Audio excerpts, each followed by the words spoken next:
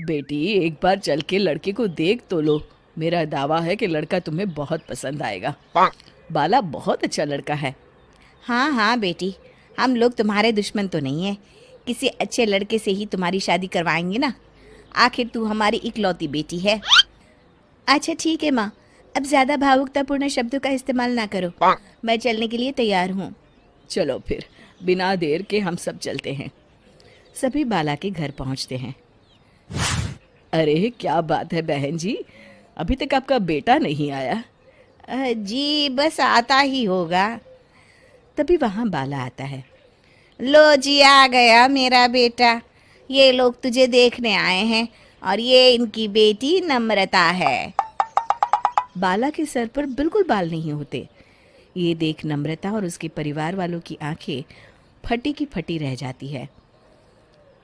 ये तो टकला है। हे भगवान, माँ पिताजी, आप दोनों एक टकले से मेरी शादी करवाने वाले थे। अरे ये तो पूरा उजड़ा चमन है। देखो बेटी, इस तरह किसी का मजाक उड़ाना गलत है। किसी के बारे में इस तरह की बातें नहीं करते। बालों का क्या है, वो तो आते जाते रहते हैं। लड़का टकला है तो क्या हुआ, इंजीनियर है, अच्छा खासा कमाता है। आप चुप रहिए जी। इसकी तरफदारी इसलिए कर रहे हैं क्योंकि आपके भी सर पर बाल नहीं है। मैंने तो आपसे शादी कर ली, मगर मैं अपनी बेटी की शादी एक टकले से बिल्कुल नहीं करवाऊंगी। अरे ये क्या, कब से आप लोगों ने टकला टकला लगा रखा है? और माफ करना, तुम भी कोई हूर की परी नहीं हो।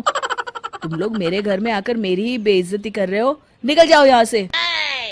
हाँ हाँ तो जा रहे हैं ना, हमें भी यहाँ रुकने का कोई शौक नहीं है। नम्रता और उसके परिवार वाले उठकर वहां से जाने लगते हैं। तभी नम्रता का छोटा भाई जाते जाते कहता है, टकला। तेरा बाप टकला। और इस तरह बाला का रिश्ता टूट जाता है। फिर एक दिन सड़क के किनारे एक आदमी घूम घूम कर कंधी बेच रहा होता है। कंधी ले लो, कंधी, एक से बढ़िया एक कंघी ले लो, नए जमाने की कंघी ले लो। अरे भाई ये ले लो। घूमते घूमते वो बाला के पास पहुंच जाता है। अरे भाई साहब, कंधी लोगे क्या? ये लो। तभी उसकी नज़र बाला के सर के ऊपर पड़ती है। अरे माफ़ करना भाई साहब, आप इसे लेकर क्या करोगे? आपके सर पर तो बाल ही नहीं है। आपका तो स्टेडियम पूरा खाली है। चलता हूँ, कंधी ले लो, कंधी ले लो। कंधी वाले की बातें सुनकर बाला को बुरा लगता है। उस समय बाला को ऐसा महसूस होता है कि उसके लिए दुनिया में सबसे कीमती कोई चीज़ अगर है तो वो सिर्फ बाल है।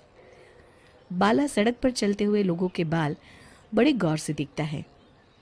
चलते चलते बाला एक मंदिर के पास पहुंच जाता है। हे भगवान, तुमने ये मेरे साथ क्या किया? थोड़े से बाल अगर मुझे दे देते तो तुम्हारा क्या चला जाता? सारी दुनिया मेरा मजाक उड़ाती है। अरे भाई, आज पहला इंसान देख रहा हूँ जो मंदिर आकर भगवान से अपने लिए बाल मांग रहा है। बेटा, भगवान ने तुम्हें सब कुछ तो दिया है। अच्छी सेहत है, अच्छी नौकरी है। लगता है तुम्हारी तबीयत ठीक नहीं है। घर जाओ, सब ठीक हो जाएगा। बाला वहाँ से चला जाता है। घर पहुंचकर बाला खाना खाता है और अपने कमरे में सोने के लिए चला जाता है। फिर सुबह जब बाला सोकर उठता है तो आईने के सामने अपने आप को देखकर हैरान हो जाता है। बाला के सर पर एकदम घने बाल आ जाते हैं। बाला खुशी से झूम उठता है। अरे ये तो चमत्कार हो गया, मेरे सर पर बाल आ गए। लेकिन ये हुआ कैसे?